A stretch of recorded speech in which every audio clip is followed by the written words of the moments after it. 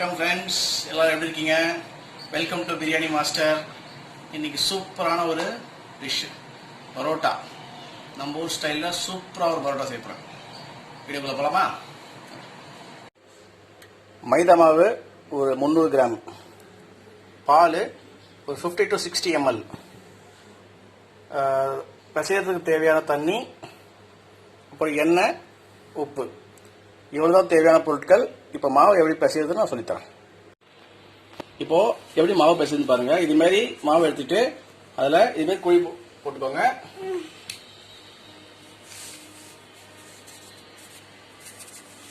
தேவையான அளவுக்கு உப்பு, அப்புறம் பால். ஃபர்ஸ்ட் நல்லா மாவை இது மாதிரி நீட் பண்ணிக்கோங்க, எந்த ஒரு ஸ்க்ரம்பிள்ஸ் இல்லாம. இன்னும் கொஞ்சம் தண்ணி ஊற்றி மீதி மாவை நல்லா மிக்ஸ் பண்ணிடுங்க.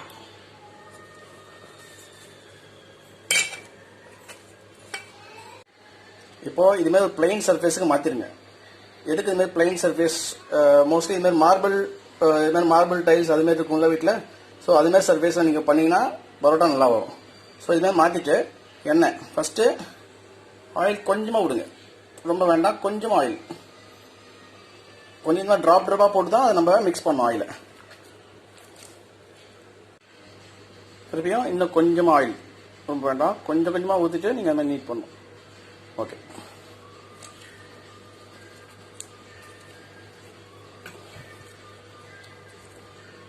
மாவை எப்படி நீட் பண்ணணும்னா இதை வச்சுக்கோங்க. இந்த மாதிரி ஓப்பன் சர்ஃபேஸ்ல இந்த மாதிரி கல், இந்த மாதிரி மார்பிள் கல் இருந்தால் ஓகே. இதை வச்சுட்டு ஃபர்ஸ்ட் இழுக்கணும். இப்படி மாவு இது மாதிரி இழுக்கணும். மாவு இழுக்கும்போது என்ன ஆகும்? மாவோட எக்ஸ்பேண்ட் ஆகும். அதுக்கு குளூட்டன் ஃபார்ம் ஆகி மாவு நல்லா எக்ஸ்பேண்ட் ஆகும். ஸோ இது மாதிரி ஒரு அட்லீஸ்ட் ஒரு 10 to 15 minutes பண்ணிட்டே இருங்க. எண்ணெய் ஆட் பண்ணியாச்சு, போதுமான அளவு எண்ணெய் ஆட் பண்ணியாச்சு. ஸோ இதுக்கப்புறம் மாவு நீட் பண்ணிட்டே இருக்கணும் நீங்க. ஸோ ஒரு 15 minutes நான் இது மாதிரி மாவு நீட் பண்ணிட்டே இருந்தது. இப்படி பண்றோம் பார்த்தீங்களா? இன்னும் நீட் பண்ணிட்டே இருந்தோடனே மாவு இப்பயே நல்லா சாஃப்ட் ஆயிடுச்சு. ஸோ இதுக்கப்புறம் நம்ம என்ன பண்ணணும்னா இன்னும் டக் பண்ணணும். உள்ள டக் பண்ணிட்டு, ஓகேங்களா, மாவு டக் பண்ணிட்டு எண்ணெய் வந்து மேலே அப்ளை பண்ணணும் எண்ணெய் இது மாதிரி. ஸோ இதுமாதிரி மேலே எண்ணெய் அப்ளை பண்ணி வச்சுன்னா என்ன ஆகும்னா மாவு ட்ரை ஆகாது. ஸோ அவ்வளோதான். இது மாதிரி அப்ளை பண்ணிட்டு இது அட்லீஸ்ட் ஒரு 1 மணி நேரம் மாவு அப்படியே விட்டுருங்க. அதுக்கப்புறம் நம்ம உருண்டை போட்டு எப்படி தரட்டுன்னு நான் சொல்கிறேன். இப்போ பார்த்தீங்கன்னா ஒரு 1 hour மாவு நல்லா ஊறிடுச்சு. அப்புறம் பார்த்தீங்கன்னா மாவு செம்ம சாஃப்டாக இருக்கு பாருங்க. ஸோ இன்னொரு வாட்டி லைட்டாக அப்படி நீட் பண்ணிக்கோங்க.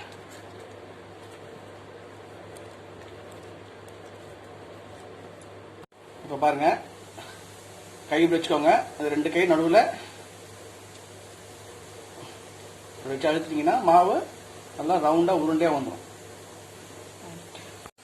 நான் எல்லா உருண்டையாக வேற ஒரு பாத்திரத்தில் மாற்றிட்டேன். அது லைட்டாக எண்ணெய் ஸ்ப்ரெட் பண்ணி ஒரு 10 minutes நல்லா ஊறிடுச்சு. இப்போ அது எப்படி நம்ம கரெக்டாக உருட்டுறதுன்னு பார்த்தோம். இப்போ என்ன பண்ணணும்னா நம்ம அந்த உருண்டை அப்படி அந்த கல்லில் போட்டு லைட்டாக ஆயில் ஸ்ப்ரெட் பண்ணி இப்படி போட்டுட்டு, அது வந்து வீட்டில் செய்யறதுனால நிறைய பேருக்கு வேஸ்ட் வராது. ஸோ நம்ம என்ன பண்ணலாம், இது மாதிரி வச்சுட்டு எவ்வளோ லென்த்தியாக நம்ம தரட்ட முடியுமோ தரட்டிக்கோங்க. நல்லா மெலிசாக தரட்டிக்கோங்க. இது மாதிரி லென்த்தியாக தரட்டுங்க. இப்போ நான் மேக்ஸிமம் இதை ஸ்ப்ரெட் பண்ணிட்டேன். இப்போ நான் அதனால தான் நான் சொன்னேன், இது மாதிரி ஓப்பன் ஸ்பேஸில் நீங்கள் தரட்டிங்கன்னா உங்களுக்கு பரோட்டாவோட இது நல்லா இருக்கும். ஸோ இப்போ எப்படி மடிக்கணும்னா அப்படியே இப்படி தூக்கிக்கோங்க, கையில் வச்சுட்டு அவ்வளோதான்.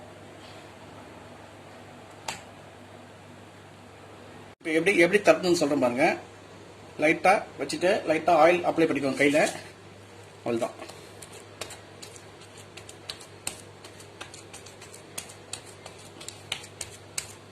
ஸோ கொஞ்சம் இதுமாரி கையிலே பண்ணிடலாம்.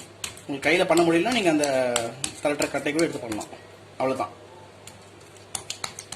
ஸோ இதை நம்ம இப்போ அப்படியே சுட வேண்டியதான். நல்லா காய வச்சுக்கோங்க. இதுமாதிரி இரும்பு தோசைக்கல் எடுத்துக்கோங்க, நான்ஸ்டிக்லாம் எடுத்துக்காதீங்க. அவ்வளோதான். போட்டு ஃபர்ஸ்ட் ஃப்ளேமை ஃபஸ்ட்டு ஹையில் வைங்க. ஹையில் ஒரு கொஞ்ச நேரம் வைங்க. அதுக்கப்புறம் உங்களுக்கு அது கலர் மாறும்.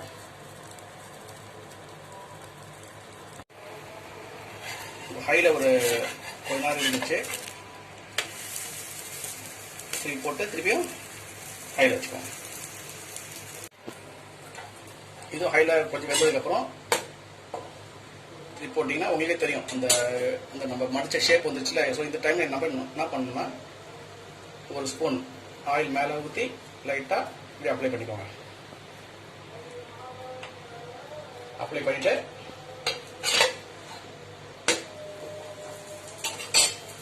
திருப்பி அந்த சைடில்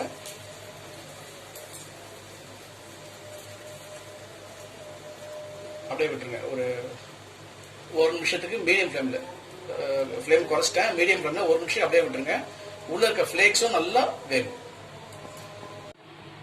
நல்லா ஆயில் அப்ளை பண்ணி நல்லா திருப்பி திருப்பி திருப்பி போட்டு நம்ம பரோட்டாவே எடுத்தாச்சு. இப்போ பார்த்தீங்கன்னா உங்களுக்கே தெரியும் இந்த ஃப்ளேக்ஸில் அவ்வளோ சூப்பராக வந்துருக்கு பாருங்க. ஸோ இப்போ நம்ம என்ன பண்ணணும்னா சர்வ் பண்ணுறதுக்கு முன்னாடி நல்லா அடிக்கணும், அடிச்சுட்டு சர்வ் பண்ணணும்.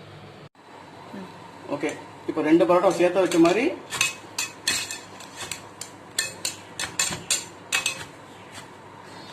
ஓகே பாருங்க, இதோட சூப்பராக ஃப்ளெக்ஸியர்.